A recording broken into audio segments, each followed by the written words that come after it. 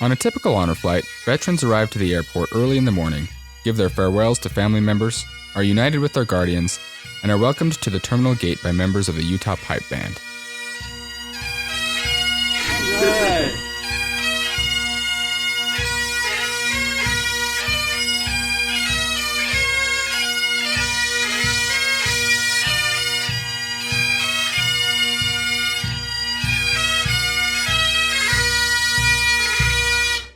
During the flight, volunteers recreate a military mail call for the veterans, passing out parcels full of letters which express gratitude for their service. The goal is to let these service members know they are still loved and cared about, and remind them that their service and sacrifice is still appreciated.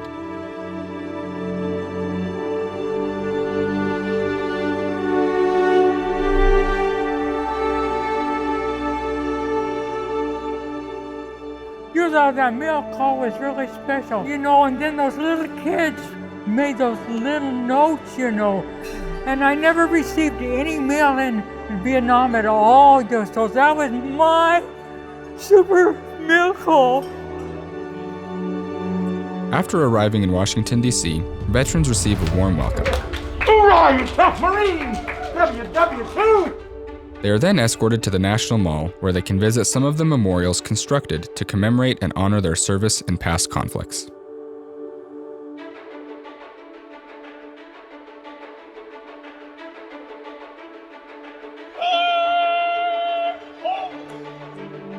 At the World War II Memorial, veterans can look at a large memorial pool and fountain, pillars representing all the states and territories of the U.S., and the Freedom Wall, containing 4,048 gold stars, each representing 100 fallen American troops.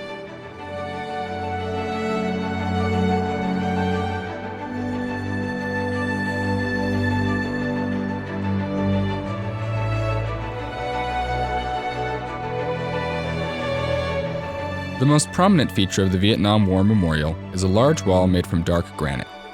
Inscribed on the wall are the names of 58,318 Americans who were killed or declared missing in action during the Vietnam conflict.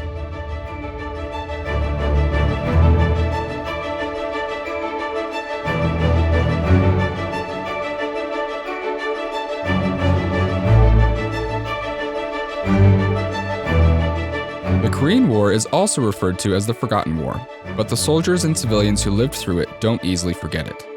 The Korean War Memorial helps Korean War veterans and all others remember what was done. An inscription at the memorial reads, "Our nation honors her sons and daughters who answered the call to defend a country they never knew and a people they never met." My favorite part of today was seeing President Lincoln's statue. I really enjoyed that as he was looking right at me, and he said, "We want you because you fought for our country."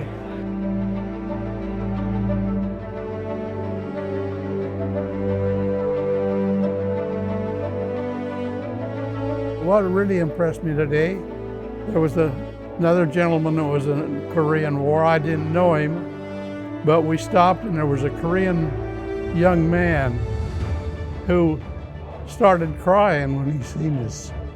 And coming to thank this other gentleman, and of course I had my Korean hat on, and he gave me the same honors, that he was so great, so overwhelmed. He just couldn't explain himself. And it made me feel good that I was there. I couldn't hardly walk with frozen feet I got in Korea, and he made it feel better that we'd done some good. Wear my cap in honor of your people, yes, and my people together, okay?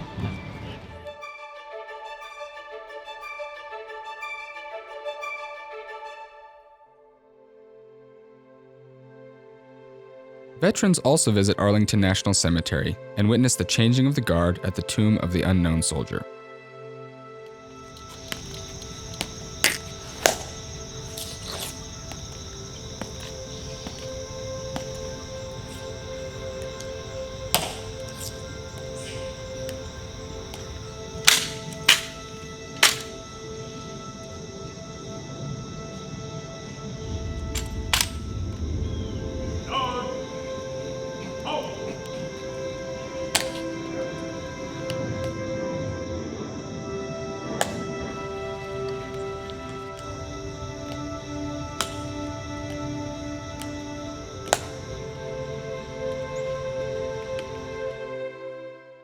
Veterans have the opportunity to build camaraderie and relationships with those who served in the same branch of the military as they visit the Marines, Air Force, and Navy memorials.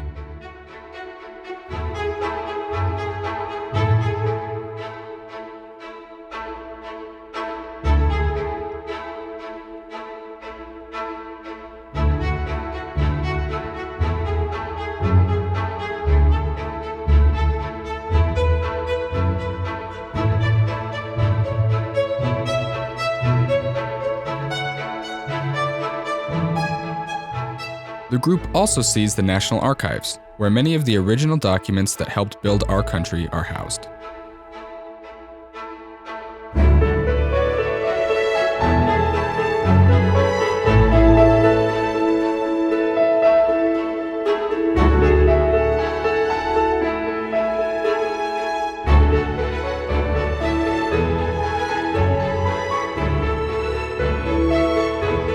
The final location the veterans attend is Fort McHenry. Located in Baltimore Harbor, the fort was attacked by the British on September 13, 1814. As the shower of gunfire continued into the night, Francis Scott Key watched the onslaught from a boat a few miles away.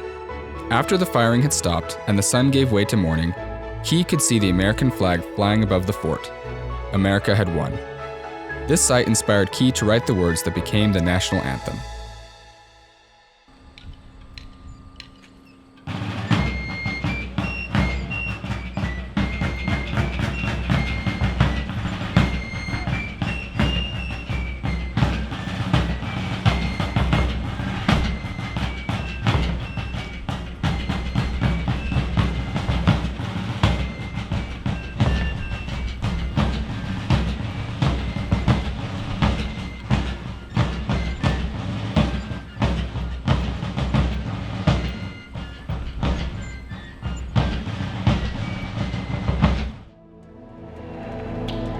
As veterans return home from the experience, family members, friends, and community members gather to give them a hero's welcome. For some, this is especially significant, as they didn't receive this kind of reception and welcome when they came home after their service.